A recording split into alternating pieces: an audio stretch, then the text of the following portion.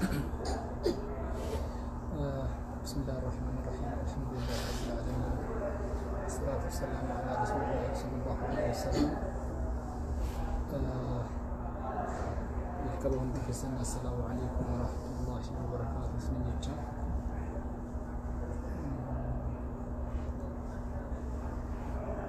أكون بكم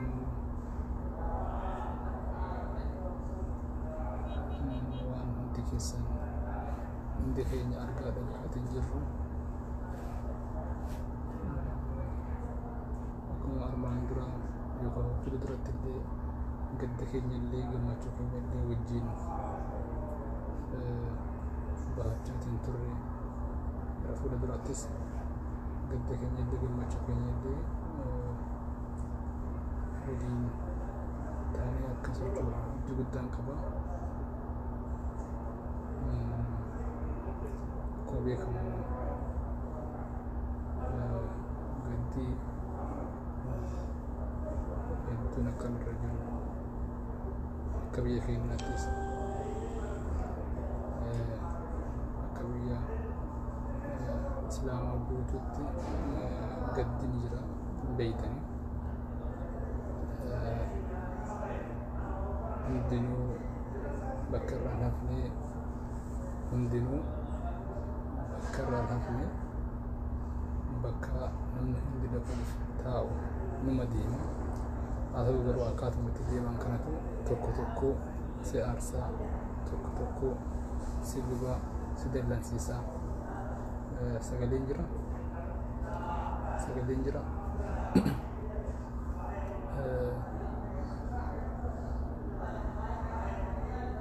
وربيتي نمت كيو قراتي وخوص مرتي دولتي نمدغام يو كملتي كدميت مامي يرارامي اجيس نمدغام نما يادس نما قدسي سايچو من هندي ندوا نبيها سجلين نجري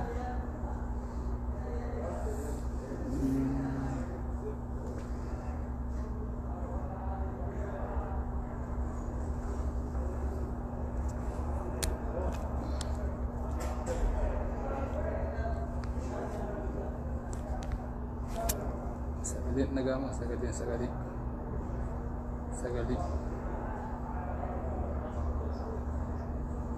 جرمون جر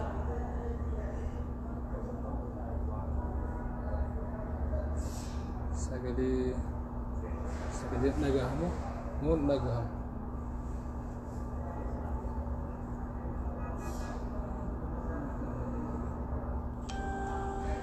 سجلين نجامة أمون جرتنا في مهما سجلين يوسر رفنتي كنافمو بكا ديم خنا كمسلمات نم هندلو تي نم برالي تي بكم ربين كن يقرأ كستي إنه في الموتي كل نفس ذائقة الموت كم جدي أدان مباسي نمون بردان جارن اللي عادي من جدا ما جدا بدان دكا هندلو برا كديما بكت وقطاوي جرا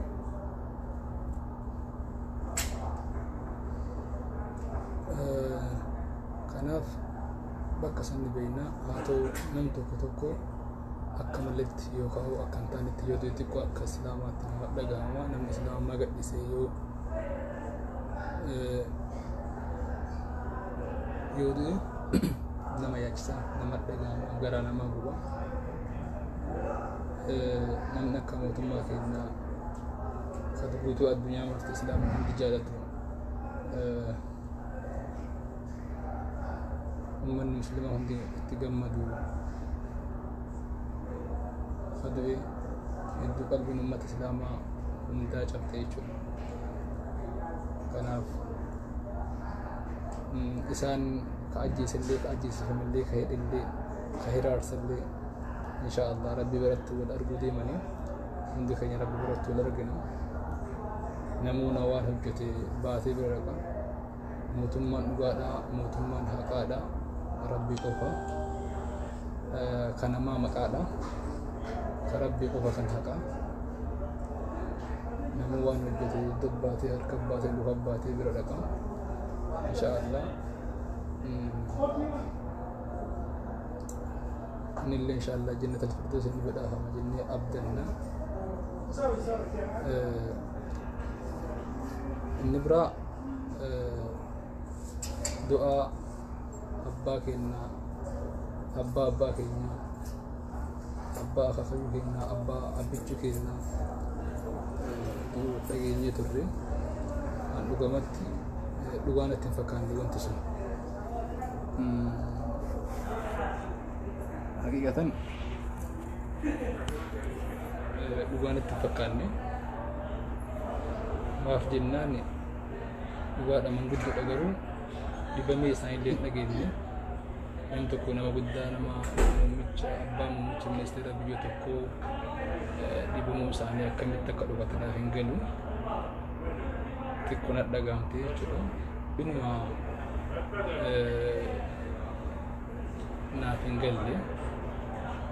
Sanirrallee qaamaa wal argee wajjin nyaadhee wajjin dhugee wajjin bilee amala isaanii arkee waa'ee isaanii baradhee dubbisee gaafadhee qoradhee du'aayii nuuf godhanii du'aayii naa godhanii wajji ollee bullee wajji nyaannee geegessinee illee hamma dandeenyeen kaddamnee du'aayii irraa fudhannee jechuun guyyama muraasa qaamaa wal harkee isaan dubbisee isaa wajjin ture santu na dhagahame. Osoo harkuu baadhee jedhe maaliif jennaan maybe akkuma nama arginetti silaa yookaan akkuma warroota argine uumaa ittiin fakkaanne sanitti anatti illee uumaa na fakkachuu dhaba. Garuu gaarummaa isaanii, nama gaarii ta'uu isaanii, nama ajaa'ibaa ta'uu isaanii erga arkee waliddachaan jennee addaan deemne malee du'a walii dhageenya waan jedhuuf yaadni ture. Garuu ammoo hojiin yookaan amriin rabbiiti waan ta'eef isaatti durfamata namaati miti. Rabbiin jannataan isaan badhaasu, firdoos jannata firdoos rabbiin isaan haa ubsiisu, kan godhu isaan haa fuudhu. Gaafiif deebii isaa wajjin godhaa turre keessatti hojjetee waa'ee abiyyii, waa'ee ijoollummaa isaa, waa'ee daa'imummaa isaa waan hedduu gaafachaa turre. Abiyyi nama gaarii akka ta'e gaafa inni hajji deemullee qarshee kennee ijoollummaa isaallee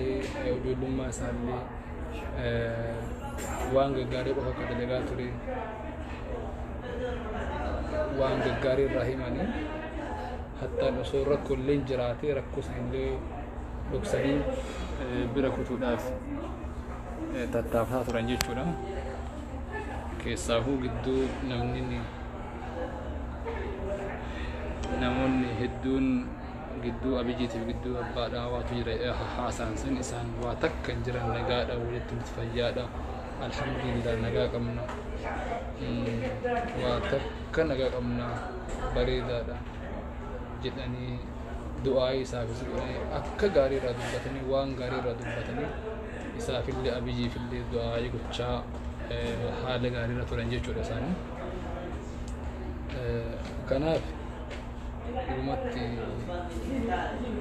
isaanii fi Muhammadillee bakka tokko ture jechuun ilaalcha gaarii namaaf qabanii du'aa isiif godhanii si kabajanii jechuun ilaalcha isaan qabanii. Amma ana kan kiyyatti dhugaa yoon dubbadhe namoota gurguddaa hedduudhaan wal beeka, namoota bebbeekamoo hedduudhaan wal beeka.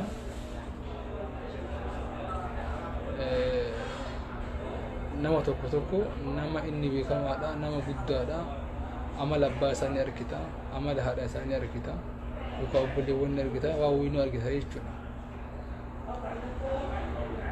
Gariin akkuma nama maatii sanii, akkuma nama beekamaa sanii, nama jaallatamaa biyya guutuu irra beekamu kanatti wal fakkaatu ni jira. Tokko ammoo waliin fakkaatu jechuudha. Amma isaan san kan hin dubbadhu fi abbaa muummicha ministeera Dr. Abiy Ahmed waan ta'eef osoo hin taane nama gaarii akkasaan ta'e waan sirriitti hubadhee fi waan hin beekuuf waan fi kiyyaa fi arkeef malee abbaa muummicha ministeera waan ta'aniif miti sunnatti mul'atu.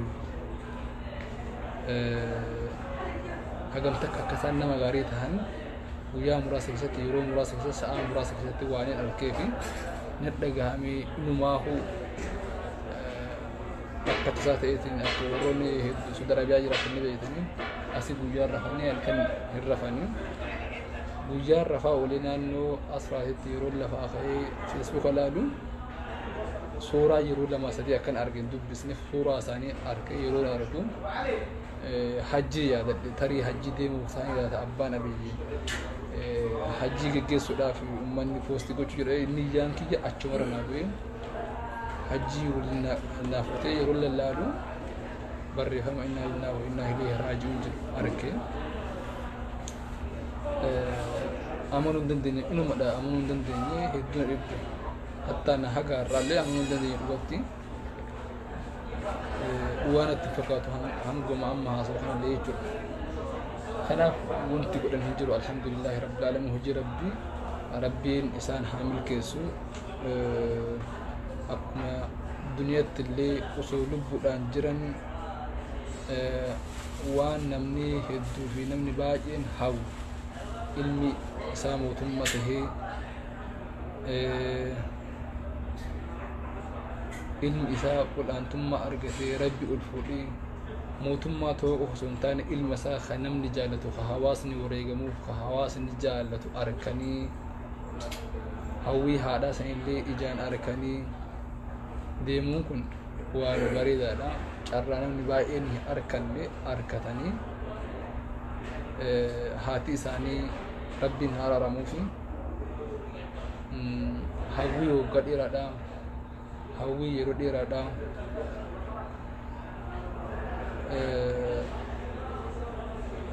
rabbiin hin argisiifne isaan argisiise waan gaarii arkanii gammachuudhaan deemanii akkuma rabbi asitti illee ol fuudheetiin waan gaarii argisiisee dhageessise guyyaa qiyaamaa illee nama rabbiin nama keessaa isaan ol fuudhu isaan gammachiisu isaan milkeessu rabbiin isaan haa taasisu jechuudha. Kana ka jennuufi Abiyyi biyya keenyaa fi waan hamaallee haa dalagu waan gaariillee haa dalagu waan fedhes haa dalagu wanti Abiyyiin akka Abiyyi biyya kana miidhuuf akka Abiyyi biyya kana balleessuuf akka Abiyyi biyya kana waan takka godhuuf